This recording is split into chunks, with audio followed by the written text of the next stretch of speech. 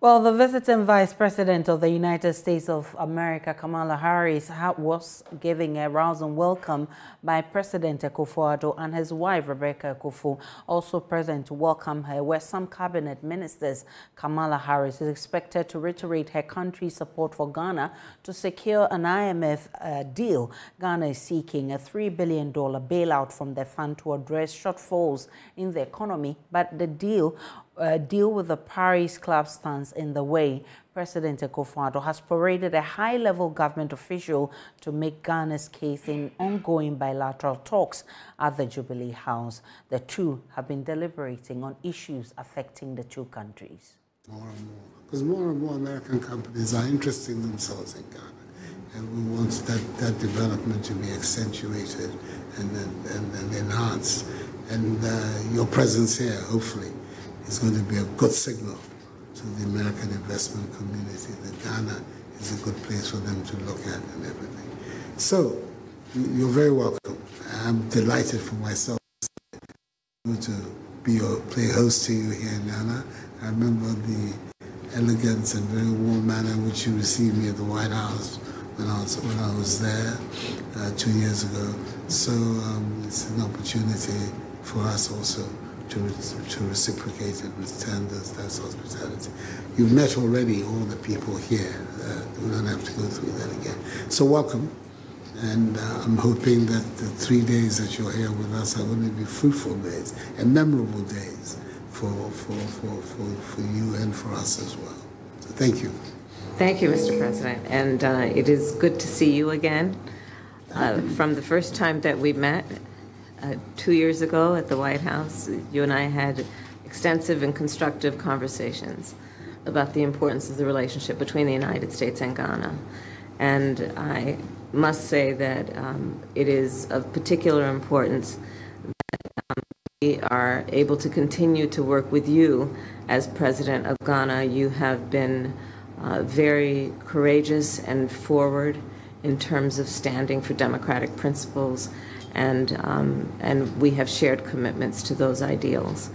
I also am here to discuss a number of issues with you as in furtherance of the conversation we started 2 years ago that relates to our shared interests in the prosperity and security of Ghana and of this continent. So I look forward to that conversation. It will range in terms of the work that we have done and will continue to do on the issue of security in this region in particular of the African continent, but also the work that we will continue to do that is about American investment in the well-being and health and prosperity of this region, understanding the benefit not only to the people of Ghana, but by extension, the people on this continent and the American people.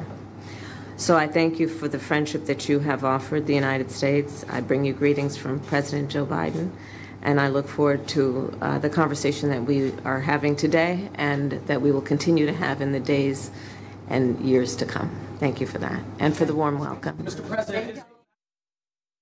We can go live to the Jubilee House and speak with Elton Broby, our Presidential Affairs correspondent. Elton, what more can you report from today's meeting? So we are all waiting, but the two leaders just entered into a bilateral discussion. This is the second program before the news conference at the banquet hall. So the two leaders are now engaged on key issues of benefit to both countries. And indeed, we've been told about the agenda at the bilateral table. They are looking at democracy, the rule of law, as well as security and debt. Ghana is already before the IMF seeking a bailout of $3 billion to revive its economy. Now, Ghana has a proposal before the Paris Club. The U.S. has a major influence on the workings of the IMF. And publicly, the U.S. has made it clear that it will support the government of Ghana's quest to secure an IMF bailout. There is, however, an obstacle. The obstacle is that China, which holds a chunk of Ghana's debt with the Paris Club, about $1.7 billion, is required to have some kind of agreement with Ghana before Ghana cannot go to the IMF board and say that we'll be able to restructure our internal debt, which then will pave the way for the IMF board to grant Ghana's approval for debt support. Now, we are told that the finance minister is in this meeting and he's going to make a presentation before the two leaders and to tell them the outcome of his engagement with the Chinese authorities last week.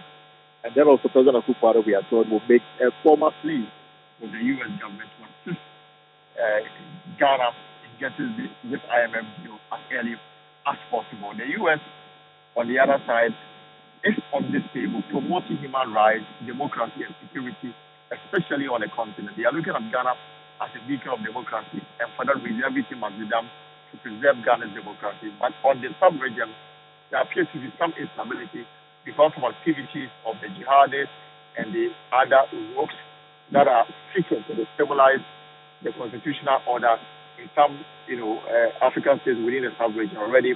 Burkina Faso, Mali, is all falling to these, groups. For that reason, the U.S. is seeking to ensure that our security is tight, especially on the sub-region, to prevent the jihadists from spreading their hold on some of the African countries. So these are the two issues that is dominating discussions at the bilateral level. This meeting is behind closed doors, and we know that these are the issues that are being discussed. And afterwards, we'll now have them to respond to questions from the media at the banquet hall. As correspondent, certainly will bring you more from the Jubilee House in our subsequent bulletins.